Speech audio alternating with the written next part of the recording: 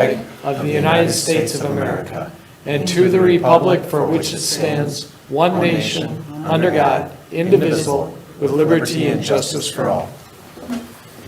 Thank you for being here this evening. I want to remind everyone our mission is to encourage everyone to see and be their personal best through successful learning experiences.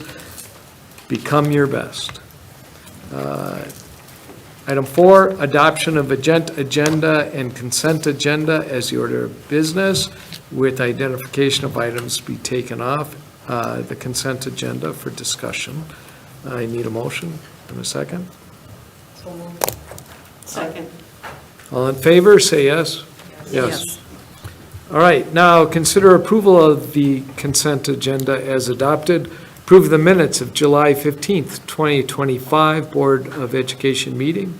Approve financial report for the period of July 1st, 2025 through July 31st, 2025, and approve bills for the period of July 1, 2025 through July 31st, 2025 in the amount of $2,564,310.68.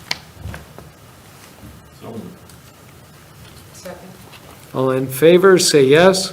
Yes. Okay, academic pillar of finance, buildings and grounds. Scott, you want to take it? Yeah, you bet. Thanks. Good evening, everybody. As per our conversation at Committee of the Whole, we utilize New Life Community Church as the site of our alternative education school. We would like to renew that lease. It has worked out really well for us, and by all accounts, works out really well for the church as well. Certainly meets the needs of our staff and our students over there, so we're asking for that approval. Okay, and I understand it was discussed in the community of the whole, so is there a motion to approve the contract? I move that we approve the contract as updated for the dates of this year. Second. All in favor, say yes. Yes. Opposed? All right, that's done. Thank you. Yeah. And then consider approval or revisions to support staff handbook. Amy Williams. Yes, as a committee of the whole, we talked about the changes in the support staff wage rate Okay. ranges. So if there's any other questions, I can answer them for you. Otherwise, we're looking to have that approved. All right.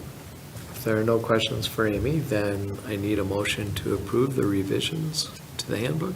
Make a motion to approve the revisions in the support staff handbook. I'll second. All in favor, say yes. Yes. Yes. Opposed? All right. And then consider gifts and corresponding budget adjustments. Thank you. Yeah, I'll take that one, and again, just blown away by the generosity of so many, but here we go. We'd ask approval and adjustment for a donation of $3,921.87 from the high school activity account for transportation to Kalahari Fisher Valley Farm, Humane Society, Pfizer Forum, Milwaukee Art Museum, and to Madison. A donation of $2,295.86 from RAP for transportation to UW Oshkosh and to the Kalahari, A donation of $1,411.11 from RAP for transportation to Green Bay Wildlife Sanctuary. A donation of $1,283.06 from the Fairview PTO for transportation to Kelly Farmstead, the Wade House, Milwaukee Zoo, Maywood, Camp Waikota, and Camp Anakiji. A donation of $1,344.26 from Parkview PTK for transportation to Sheboygan Historical Museum, Hickory Lane Farm, Camp Waikota, and Camp Anakiji. A donation of $3,252.15 from Horizon Path for transportation to Mulberry Lane, River Edge Nature Center, Bookworm Gardens, American Family Field, Milwaukee and Madison Zoo, Sheboygan Historical Museum, Hickory Lane Farm, Camp Waikota, and Camp Anakiji. And finally, a donation of $1,500 from David and Kathy Marsh, that's a typo, David and Kathy Marsh, for supplies for the special education classroom C101. Okay, I need a motion to accept these gifts and consider the corresponding budget adjustments. Make a motion to accept the gifts and corresponding budget adjustments? Second. All in favor, say yes. Yes. Opposed? And thank you again to the generous donations. Moving on, academic pillar of excellence now. Dina? Scott. I'm gonna kick it off. Scorecard. Yep. Thanks. You bet. The board knows this was a great deal of work on your parts, on that of the administrative team as well. We spent a lot of time in July at our board retreat, setting goals for the upcoming year. We had some work to do coming out of that. This final scorecard for the upcoming year reflects those changes, and there were a couple KPIs that we actually eliminated because we thought there was some redundancy there. So that's reflected here as well. A special thanks go out to Dina for the formatting of this document. I attempted it via Canva. I am not a Canva guru, and so I knew I was going to mess it up, so thankfully Dina took over and tackled it, and it looks really nice. So what I'd like to do, because we've gone through all this ad nauseum at this point, what I'd like to do is just briefly map out what the year ahead looks like, okay? The board has gone through and set the goals for the upcoming year. Now, we, in our departments and on our teams, will be meeting to create those action plans around one or more of these things, all right? So each school, I'm asking them to have 2 to 3 action plans, because we don't want them focusing on too many things. We want to be impactful in specific areas. So each of them will have 2 to 3 action plans they're creating. When we have their board spotlight, and those will begin in November, and Dina will kick off hers, but then December and all the way through May. At each of those spotlights, we will do our normal spotlight routine and focus on the kids and perhaps have some guests and things like that. But then part of that report out will be, what were the action plans that we did? And again, giving an overview, what were the action plans? What are the specific things we did within those action plans to move the needle a little bit? And how are things going? We won't have final results, obviously, until the conclusion of the year, which we'll revisit at our retreat in July next year. But I think in doing that, each month you're going to get a snapshot of the work that's going on behind the scenes at all of our sites. Okay? So that was quick and dirty. But what questions do you have either regarding our scorecard or the process that we're going to undertake this year? Questions?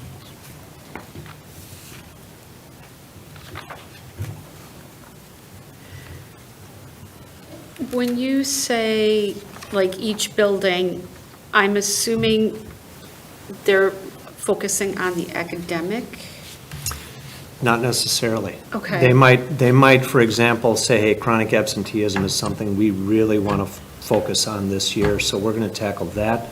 But you know what? We noticed that our data for sense of belonging, we need to see an uptick there because we have too many of our kids that don't have a strong sense of belonging. So they can pick and choose from each of the 4. Now, I will say, I mean, Amy pretty much dominates the financial responsibility quadrant. But there again, as we look at retention of teaching and support staff, that's all of us as well. So actually, it's a long answer now. The short answer is 2 or 3 from any of the 4 quadrants they can Okay. choose. Other questions? So just under community engagement, childcare participation, Yes. the goals are clear, but so we're taking a % of participation based on what? Percent of capacity. So if Okay. we deem, because you have specific ratios of adult to student ratios you need to achieve in each of the rooms and how you configure the rooms. So if, for example, we have a capacity of 8 infants, are we at 8? If so, we've got 100% of our capacity achieved. If Okay. we're at 7 out of 8, okay, then why is that? Okay. That was a lengthy conversation at our retreat, like, what should that look like? If you look at that child participation, we kept the total numbers served in there, but that's really anecdotal information. The percent capacity, and Dan, I remember you hitting that one as well, is really what we should be focusing on, because if our capacity is this, are we achieving that? And then, I think that follow-up question is, if we're hitting 100% of our capacity, like if we get to this point next year, then what can we do to stretch that capacity, would be that next logical question. Yeah, I mean, there is the downside to that. So the downside is you could get to 100% capacity if you reduce capacity, right? Yes. So that's, Then the total number served would also be reduced, and so then it As long would as we're flag, tracking both numbers, if you yeah. track both, I guess it keeps you honest, but Right. you don't want someone making the wrong decision to make the percentage the right percentage. Yeah, if we come back and, instead of 342, hey, we served 150, but we had 100%, yeah. Yeah. That's why you need both. That's why you need both. I mean, it would be nice to understand, well, what is 100% capacity at each of those levels? Only because then, what is the capacity today, given current staffing? And then if we're at 100, then it's, what do we need to do to increase staffing, and what does that mean, every place else, so, Yeah. okay, all right. Well, it's been an education for all of us, because, Carly met, I think, with Amy and I recently too, and just in how you configure your rooms determines your ratios of number of adults needed, and, so how do you shift the structure of your room to maximize the capacity, and so, yeah, it's not as cut and dry as I would think it No, would be. yeah, as I understand, it's not easy, but, we just want to make sure, the big thing is that number gets bigger of children served, I think, so, anyway. probably good for the public to understand too, like, we look at student achievement in math, why did the board put a goal of 65%? Why shouldn't we be shooting for 100%, right? And as I kind of initially looked at it, I'm like, well, it doesn't make a lot of sense, like our goal isn't very good, right? And, I don't know if you kind of look at it in the same light as like, should we really expect everybody to get a 30 on their ACT?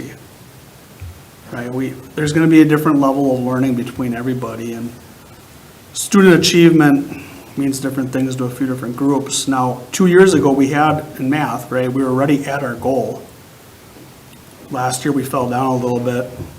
Our goal for next year is to pick that back up to 65%.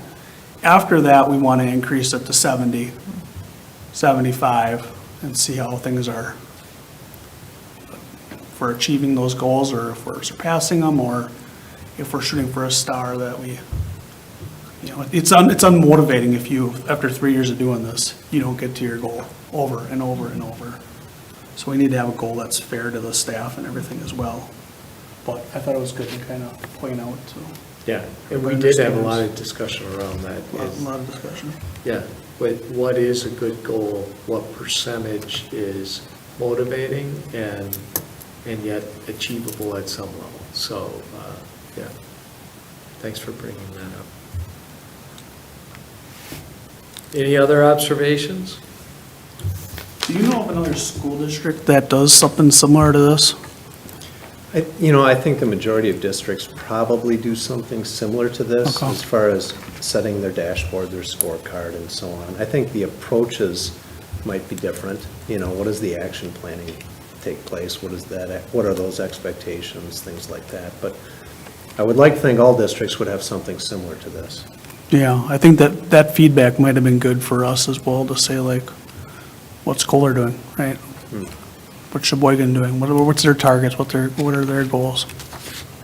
Well, keep in mind, other districts may not hold community engagement and extracurriculars at the True. same level that we do.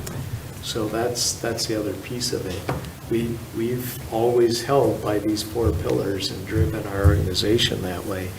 But that looks different when you look at other schools, and if you talk to them about, well, do you guys, do you pay attention to community engagement?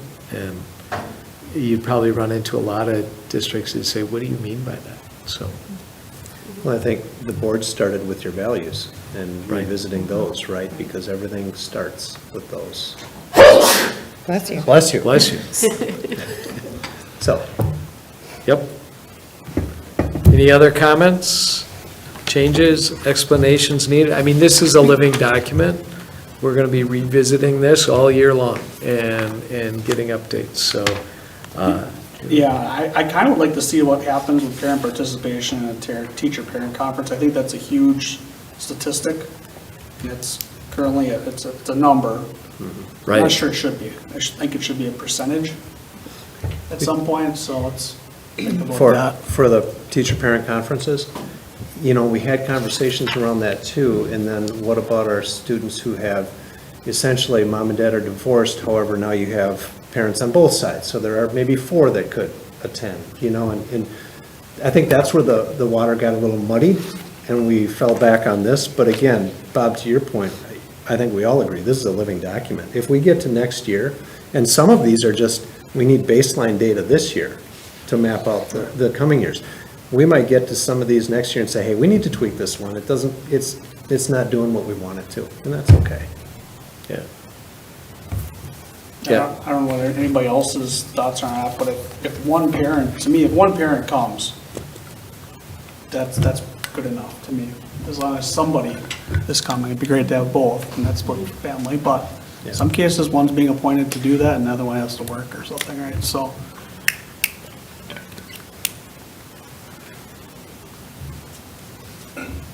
Yeah. Any other observations? Student count, it's a number we all have to work on.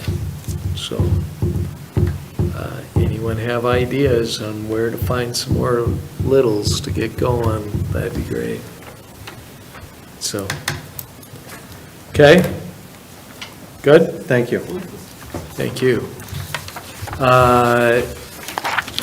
Moving on to policy, consider approval of first reading of Neola Policies 34, number 2, technical corrections and administrative guidelines. Kathy, you want to speak to this? Sure. I mentioned something at the committee of whole that we met in July and the revisions were made to clarify language and ensure alignment with the DPI requirements. I think we need to have 2 separate readings, so this would be the first reading. First reading. And then we read it again in September. Okay. All right, so I need a motion to consider approval of the first reading of the Neola policy changes. I move that we approve the first reading of the policy updates as presented. Second. All in favor, say yes. Yes. Opposed? All right, first reading, complete. Period of public participation, did no one had signed up? All right. Board liaison reports, Sally Eyes. So for our community ed, registration opens up next week. There are 67 opportunities for all ages, and there's 18 new classes that will be starting. The details will be available on August 25th. And registration is now open for the Plymouth 3K program, for the child care program, and for Riverview School athletics, like cross-country and volleyball. So that's already open, and that's all. All right, that's great, thank you. Foundation, Janelle. Yes, the foundation met last week after taking a few months off, but we're good news and they're all full speed ahead again. We are thankful for Walmart, who gave a $500 grant to the school district, and the foundation used it to purchase tissues, and all the districts now have Kleenex everywhere. For at least this semester, we think. So that's an ongoing wish list for item for everyone. They had 14 qualified applications for our new dual credit scholarship, and the recipients were going to be selected last week, so hopefully students and parents are notified. And again, this is where the foundation itself created a new scholarship, and this will help alleviate some of the financial burden for students attending dual credit classes in school. So you get more bang for your buck if you take your AP classes in high school. So we're helping 6 students that way. Nice. And they're brainstorming and getting all geared up for homecoming also. So coming attraction with penny wars, change wars, and a number of other things that will be happening for homecoming. Well, they can coordinate with Dan, who's in charge of our homecoming activities, so that'll be great. Thanks, To Dan. be continued. All right. What's the theme of homecoming this year? Past and present. Yes. Through the decades. Oh, you get the prize. Wow. Through the decades. Past meets present. Past, present. All right. Good stuff. All right. Family Resource Center, Kathy. All right, along with their ongoing programs, Bring Your Own Baby at the Mead Library, Tiny Tots Playgroup at the Plymouth Public Library, and the Biddy Book Club at Mead Library, there are a couple new upcoming events. Sensational Babies Infant Massage, it's a 5-week series. All 5 weeks are required.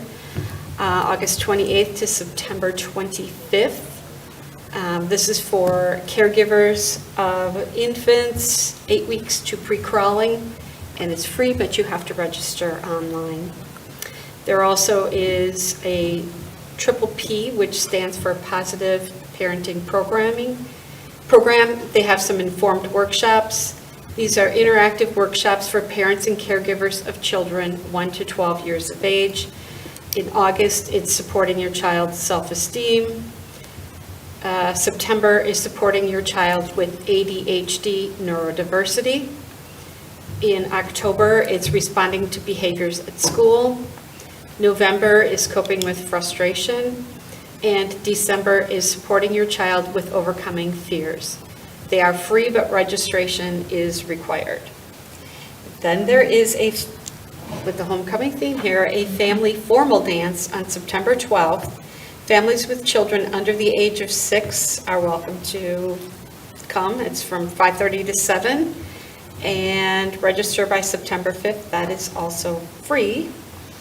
Additional information, resources, registration can be found on the Family Resource Center site, familyresourcesheboygan.org. Nice. P, is that a new program? They've had it for a while? Yeah. Okay. Didn't realize, because you said ages 1 through 12, yes? Yeah, it's for the parents and the caregivers of Yeah. children 1 to 12. So 12 years of age? Yes, yes. Wow. So if you have questions or want support for self-esteem or ADHD, you can sign up for the workshops. Oh, that's, okay, great. Yeah. Great to And hear. meet other parents who Maybe have same good ideas struggle for or, you. Yeah. great ideas. Yeah. Okay, cool. Kathy, have they done that family dance before? I think they did one last year, but I'm not 100% sure. Or do they hold that at Generations? Yeah, yeah. Very Something fun. good. I think advertising on Facebook under My Plymouth is a good place for news to get out. Yeah, it probably is, yeah. Okay. Thank you, Kathy. Moving on to personnel. Board will consider approval 100% contract for Andrea Yitri. Yes. You want me to take it from there? Take it from there. All right, so yeah, our first is Andrea to be a special education teacher at Riverview Middle School for 25-26 school year. Andrea received her bachelor's degree from the University of Wisconsin-Milwaukee and her master's degree from Marian University. This will be Andrea's second year teaching. We'd also ask the board to consider the approval of a 100% contract for Joseph Golden to be a biology teacher at Plymouth High School for the 25-26 school year. Joseph received his bachelor's degree from Cornerstone University. This will be Joseph's 5th year of teaching. Okay, so we need a motion to approve these 2 new contracts. I move that we approve the 2 new contracts. Second. All in favor, say yes. Yes. Opposed? All right.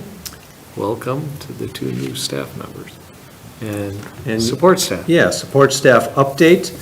Rachel Siegel has been hired to be a school secretary at Plymouth High School. Elizabeth Lau has been hired to be a special education aide at Fairview Elementary School.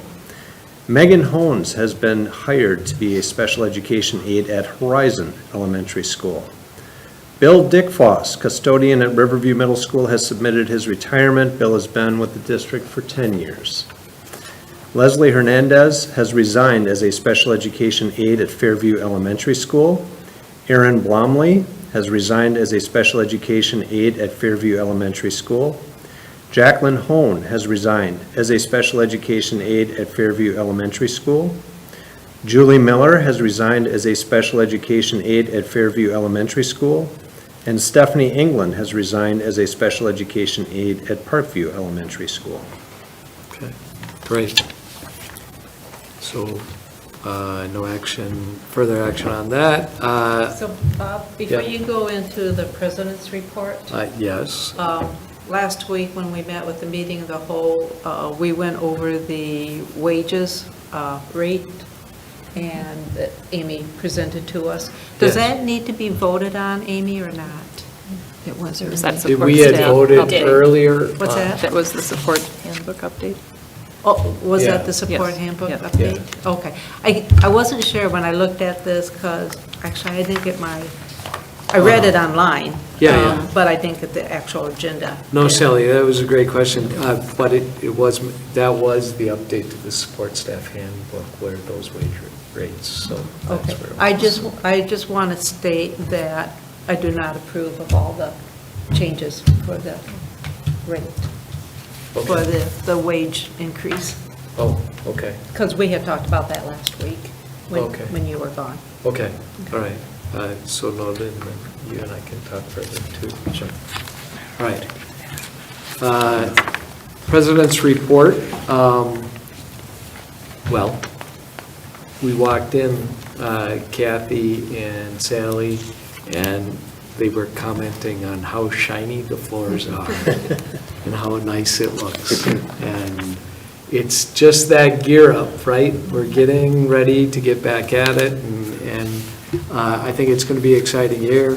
I'm excited with the KPIs, what we're going to focus on as a board, and what we're going to try to do better on all of the pillars that we've been charged with to take care of for the school district. But, you know, it's got to be exciting as the energy is starting to build around here, and I'm sure Scott will speak to that. But those shiny floors, they're going to get scuffed up and dirty and messed up. And you know what? That's okay, because that means there are kids here, and this building is getting used, and all the other schools are getting used, and that's what we're all about. So, anyway, shiny floors, enjoy them on your way out, because they won't be there long. Go ahead, Scott. That's a perfect kickoff for me, too.